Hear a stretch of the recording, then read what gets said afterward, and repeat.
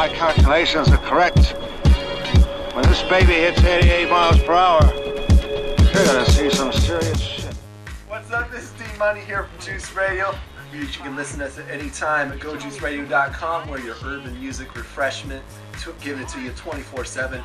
And we're here with the latest winner in the Fresh Coast Faceoff, Old Small right here, who defeated Jay Barz recently in the last one. So he just won his own little film-free interview right here with me. And this is basically from his Back to the Future song, as well as the video is out to that, which you can definitely go peep. Get the song on Bandcamp. And basically, keep thinking about Back to the Future. What kind of year would you like to go to if you had the choice? What exact year would I go to if I could go back in time? Yeah. Honestly, if I could be like this, if Doc Brown came right here and he said, what year would you like to go to?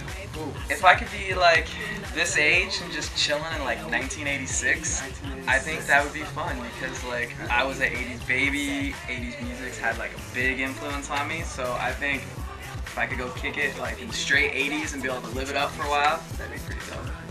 Say hi to me when I'm 1 year old. Yes, sir. This is basically your first music video. You got out in a DeLorean. It was a nice little look. How did it all go for you for doing it for the first time? The video itself was a lot of work. Like me and Mike Folden put a lot of hours into it.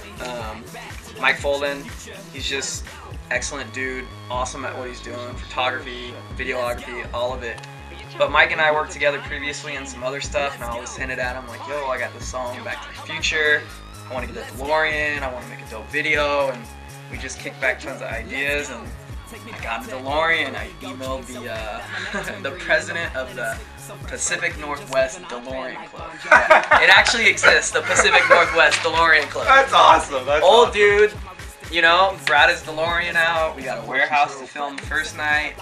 The club scene was the second night. We filmed at a joint in Mill Creek called The Jet, which was a really dope place for local music. And then we filmed the third night at Mike Fulton's studio in Belltown. But overall, it went good. A lot of work, but totally worth it. Exactly what I wanted to do. The whole vibe of the video. So. Yeah, that's awesome. And basically, your music can be described as like a hip-hop electro kind of feel. And that's an interesting little combo right there. And I remember reading your biography, and you said something about it's not about the genre, but about the performer. What really sets you apart as a performer? Well, I mean, you can look at other hip-hop artists, and if you see them perform, like, when I go to a hip-hop show, I don't care how good the sound system is, and if I've never seen that act, I'm really not knowing what the guys are saying, unless I know the songs, because I know them in my head. So it's like, lots of hip-hop shows I'd go to, the guys that I identified with were the guys who were putting on really good shows. Like the guys who not necessarily just out there partying, wilding out, but the guys who could captivate you, who had that stage presence. So performing is like a huge part of my aspect that I bring to it, you know, like when I want people to come to my shows, I don't care if they're like, yo, your music sucks. People have said that, and I don't care, but no one's ever said, dude, you suck on stage. Like people come up, they're like, dude, you fucking killed it up there. So that's what I try to do. Like performing's like crucial. Like I just love to go up there and just take it. All right. And I'm going into that whole musical perspective. Actually, this is actually our weekly fan question of the week. It's actually from Ryan Gruger of Shoreline. He has asked for you, what's been your biggest musical influence and what? Or who has been? Who is my biggest musical influence? Shit. Let's see. Can I avoid this with another question? Hey, Ryan Gruger. Ryan Gruger. Let's see. I don't know who my biggest musical straight influence is, like straight up biggest impact. I think it's a group of people, you know, who I've listened to of all genres, but I think the one artist who still remains like the most relevant in what I still listen to today is Tupac. I can turn on a Tupac record, you know, Tupac record from 1994, 91, you know, and I can still straight listen to that album the whole time. And back then, Tupac is doing what people are doing now. He was writing slow ballad songs. He was writing party songs. He was writing get up off your ass, do something songs. All on one fucking CD, and you would straight sit there and still listen to him. So I think just like with that respect of his writing and how he could still rhyme and tell a story is something that I try to do in my music. Is a big influence too, because anybody can go and rhyme and put some words together and make a song, put out an album, but you can tell a story. That's a whole different level, and Tupac did that on everything. Alright. If you want to be like Ryan Gruger and ask questions to your favorite artist, make sure you vote in the upcoming Fresh Coast Faceoffs, and you will have a chance to be randomly picked to ask a question.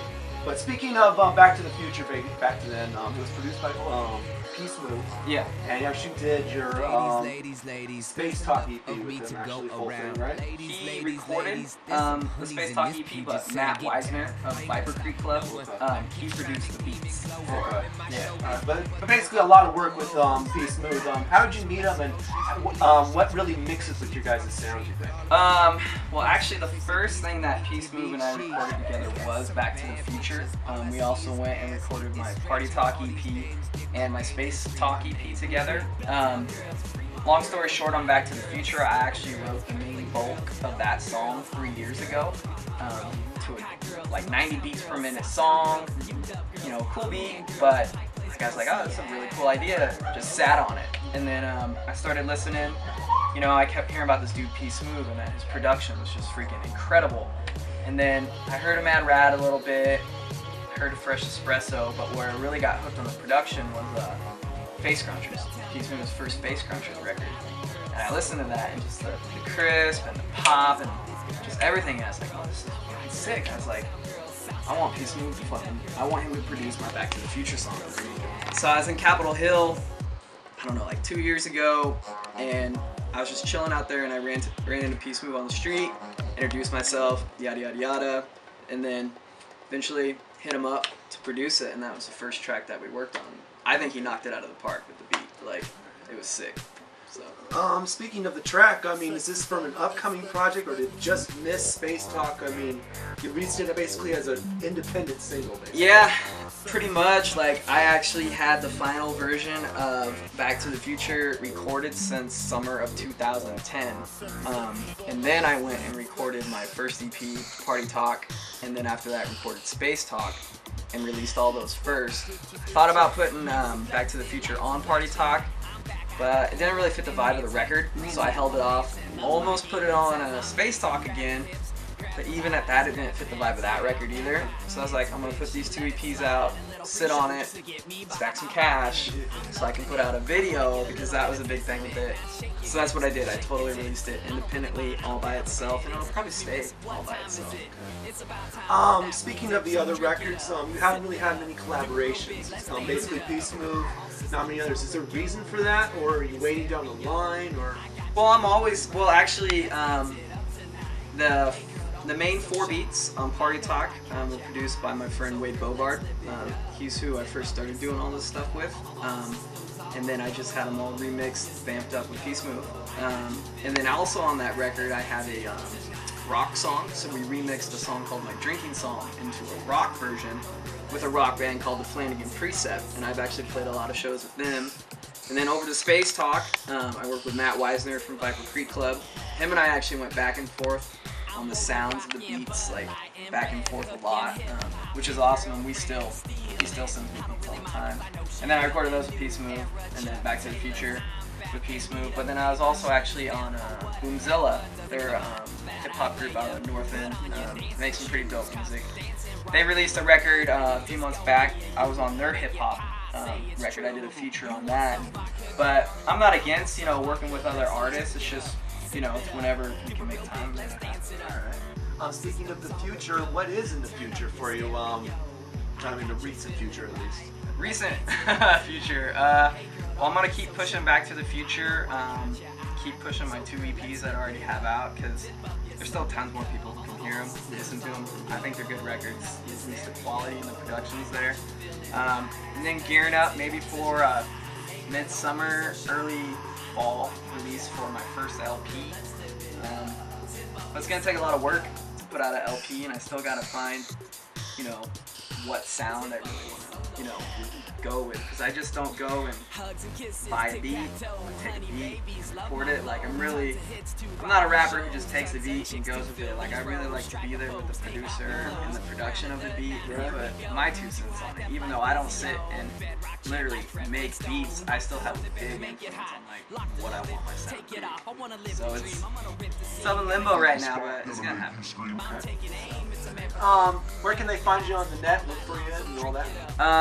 You can get all my music for free right now, including Back to the Future, Party Talk EP, Space Talk EP at oldsmall.bandcamp.com. That's OLSMALL.